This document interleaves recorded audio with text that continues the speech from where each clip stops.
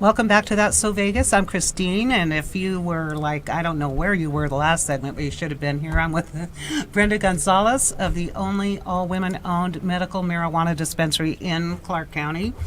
Jeffrey Axelrod, who is the godfather of those good old tie-dye silkscreen T-shirts, and he was part of the original True Marijuana Initiative back in the day, were you not?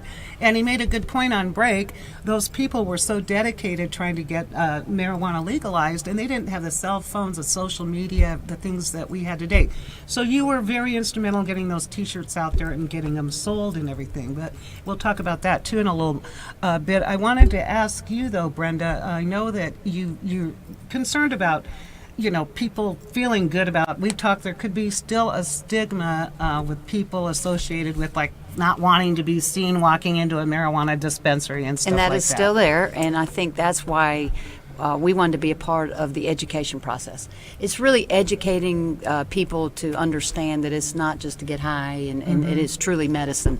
So I think once the education gets out there and explain to people and take your time with people and let them ask questions, because I think people have questions but they're afraid to ask them. Right. So we want to be a part of that industry. Great, and so that's kind of how you've set it up. And again, it's a beautiful facility. Well, thank you. It's just welcoming there. Do you? Where do you get your marijuana from? How do you know that you're getting it from a well-sourced? And they have to be city licensed cultivator for our dispensary, City and also in Vegas. Everybody is tested. Yes, every product in a legal dispensary has been tested. By who? And there's some labs here in town. I think it's you guys are trying it. It's good. There are labs here that are set up in the city for the testing of the THC, the CBD, the terpenes, all kind of things, to make sure when they get medicine, it's truly medicine and they're getting what they say they're getting. And by testing, they just use chemicals in the lab to differentiate. Machines, yes. And I guess they'd have to regulate the level of the THC. And that's what, yes. And patients probably want to know how many CBDs they're getting. Exactly. I know that water, the guy, the Chris Martin I had on it was great, and I ordered a case and I'm drinking it. It's got cannabinoids in it and other stuff, nanoparticulated. I really want to give it a go because what I've read about the CBDs, and it seems people have known about it for years.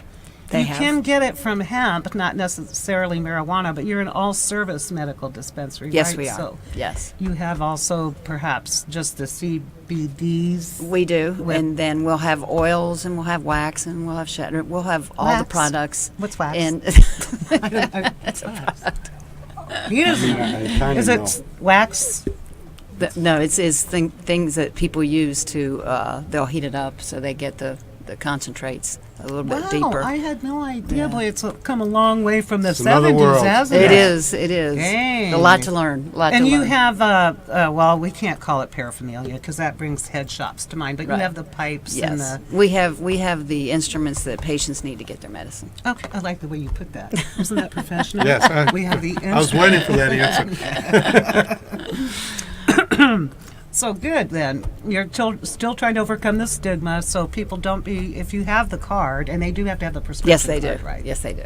And the state is working on getting those cards to people a little bit faster. I know there was a time when it took that process a long time, but they're working on it. I had a horrible thought. How do you know people aren't forging them? That could be a problem. And there's a state portal that people go in to make sure to check that they have a real card, and you check it as they come into your dispensary. They're not allowed past the area unless they have that card with a license. Really interesting. So somebody really did think this out. They did. And you ladies had to go through all of this, didn't you? You had to learn the different things. I imagine there's new city ordinances even to help. The city and the state, they've been very good, because it's new for everybody. So they're very good about keeping us up to date and making sure we're in compliance. And we definitely want to go down that road to make sure that the product is good for your patients. Right. Okay, well that's kind of, how long did this all take you? About 2 years now. Amazing. 2 years. Yeah. That's really. But it's been a very learning process, and it's been good for me to be able to learn every process all the way through. So are you open 7 days a week, or how is that? Yes. Okay. From 10 in the morning till 7 at night. Is there a scarcity of product right now? You mentioned something earlier in the show. It's getting better because more people are getting license for their cultivations. So it is getting better, and the product is getting better also. So we're excited, and we also have a cultivation and production that will be up and running in a few months. So we're looking forward to that too. Oh, you'll be cultivating your own, and that's legal. Yes, as long as you have that license. Oh, okay. From the state, yeah. Right, and you can't bring any in from another state No, because no. it's a federal. That's illegal. Okay, well, that's good for you. Nobody.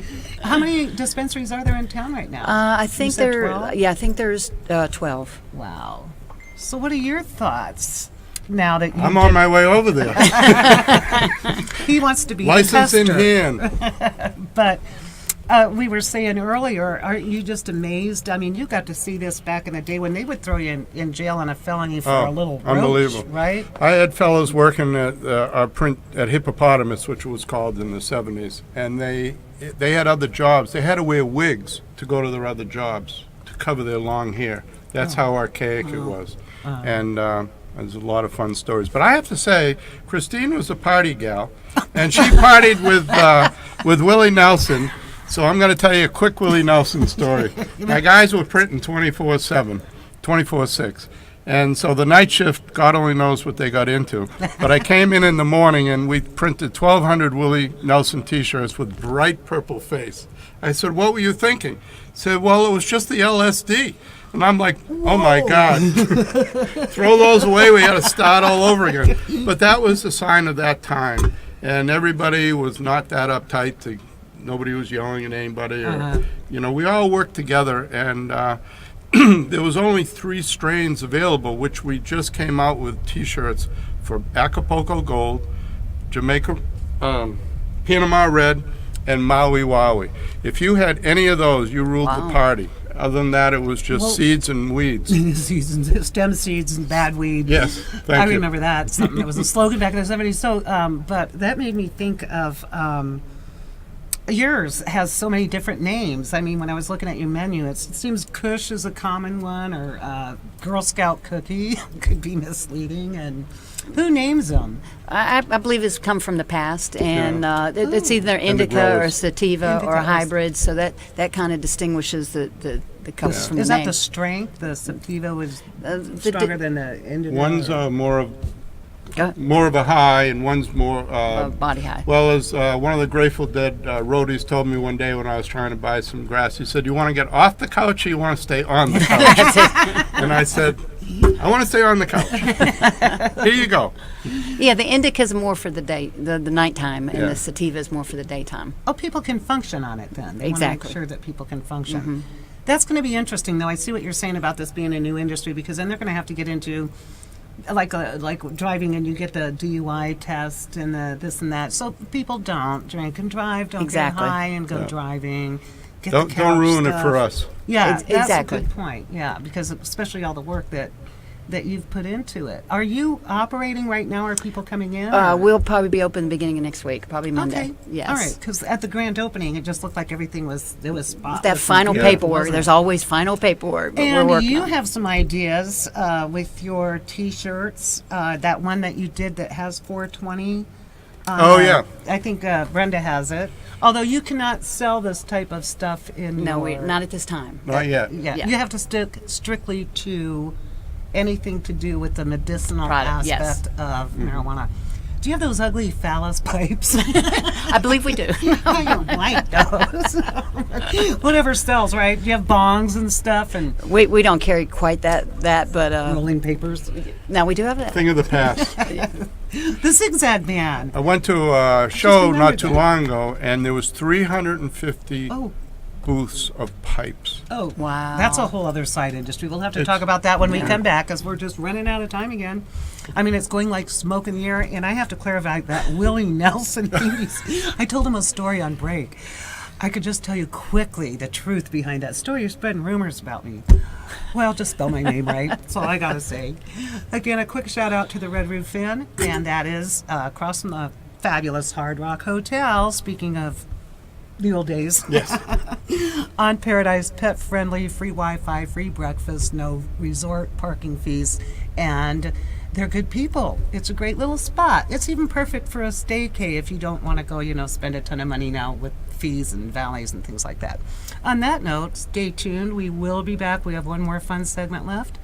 And Brenda, Jeffrey, say hi to the Red Roof Inn. Hi, Hi, Red Roof Red Inn. Roof Inn. We'll be back.